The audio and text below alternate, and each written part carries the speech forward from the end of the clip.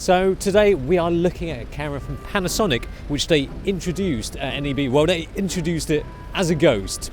It was before Halloween as well. But now we've got the actual thing. It's the EVA. EVA? EVA 1? EVA. Here it is. Nice name. In the flesh. Ooh. It's a very plasticky flesh actually. It's very hollow. I don't Making music.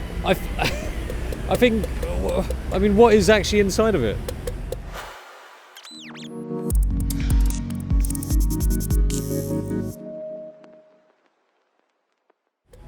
A lot of air. But no, I jest. The good thing is that it's lightweight and it is small. Just check that out. It's almost the same size as this Sigma 1835 Cine. And I like the fact that it's lightweight and small. It's good for this kind of shooting. We're talking about documentary shooting here. This is what this camera's made for. All the buttons give you fast access with built-in ND filters to give you control of the exposure. These are what mirrorless cameras won't offer you. So yeah, it doesn't have a built-in EVF, which some might say is not a good thing. And perhaps it isn't, but I mean, who actually uses it on a camera like this? Like this. I mean, technically you could because it's quite lightweight. Even with the Cine on, you can actually hold it like this and not break your wrists. Shiny screen. And when I say shiny, it really does shine. I can't see anything. It just literally reflects. Look at that, you can see the sky though. This bit of blue sky. Yeah. Fantastic. Surprisingly, first time in UK. So, and I can see my face as well. Oh, let me do my hair. We just broke it. Oops. Flaps. Sorry. There we are. It's all good. Let's switch it on. Now the test is in potatoes. The standard timing test. Here we go. 1 potato, 2 potato, 3 potato, 4 potato. About 4 potatoes or just less than 4 potatoes. Having a speedy startup time is great. You're not going to miss a shot by waiting for a long startup time like you might get with another Cine camera.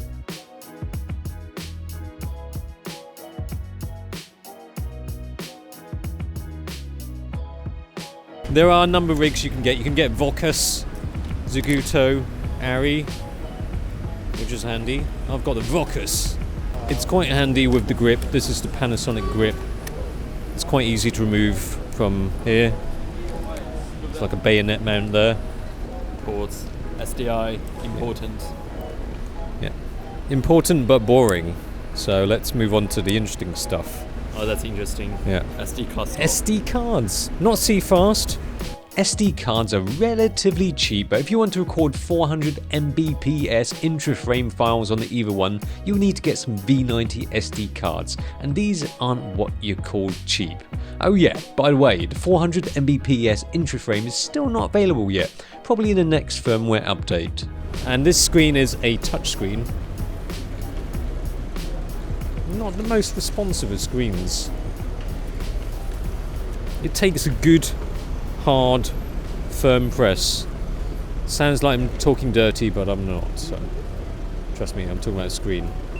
System mode again. So Super 35, 5.7K. Yes, it's a 5.7K sensor. Downsampled to 4K. Main codec, there we are. Okay, brilliant. Ready to shoot. Ooh, look at that sensor. Not that you can see much, but anyway, Super 35 is quite a bit larger than a tiny GH5's Micro Four Thirds sensor. Bigger the better. This 5.7K sensor is nothing to be scoffed at. The footage from the EVA looks really sharp. No moire whatsoever. Oh, so this is one place where we managed to get permission to film. Lovely. Hopefully there's no permission needed to film that bottle. But there we go. Let's test this out in 4K. Oh, just film me. Yeah, oh, that's true. That's true. Let's get some nice footage of Tim. Interesting dance from the Tim. Anyway, what's really intriguing is the footage which is shot in Vlog. You get 14 stops of dynamic range from this little beast. Footage looks promising.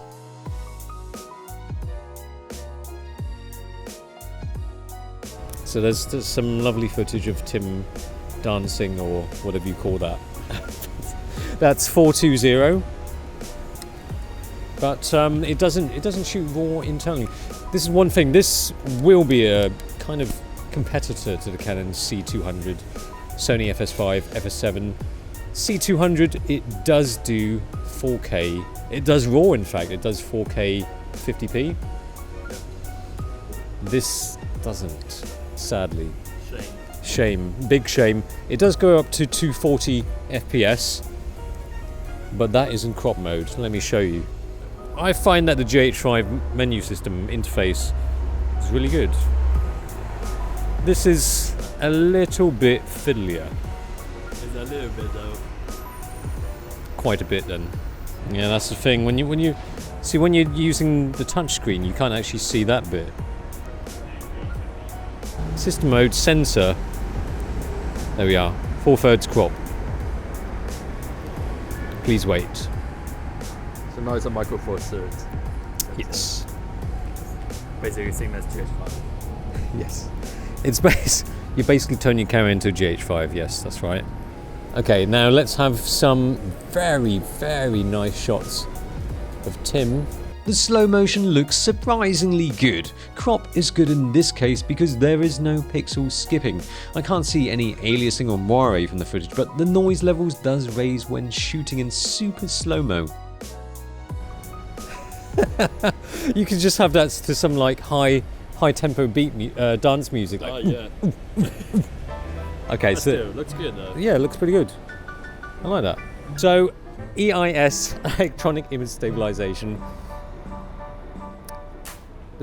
There's no, when you press it, there isn't like a big flashing light that says EIS on. You only notice when there's a slight crop in the image. And there is a tiny, tiny little icon in the bottom right of the screen that says EIS.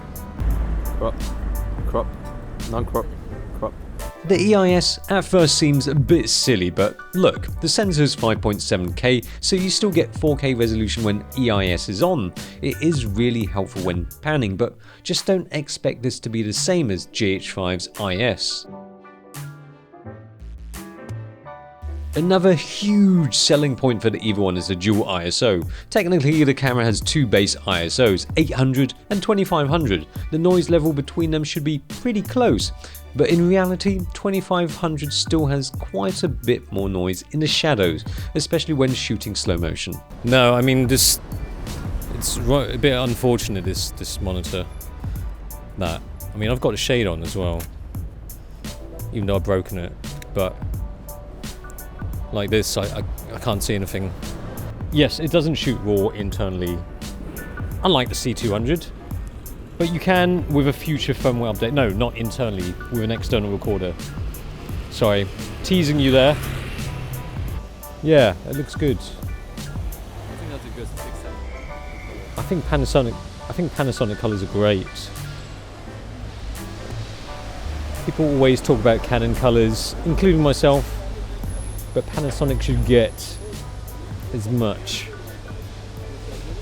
of the hyperbole. Well, that's one thing about the EVA1 is that it doesn't offer anything uniquely advanced or different over, say, competitors from the Canon or Sony ranges. But having said that, the image quality does look fantastic. Overall, the EVA one is a great camera and should fit a lot of people's needs. The price is relatively low considering what it offers. The only real gripes for me is the screen, which is a bit too reflective, and the menu system, which is kind of clunky. But the story doesn't end here. The camera's true potential will be released after all of these future firmware updates. Will it be possible that this could be even more of a beast of a camera? We'll just have to wait and find out.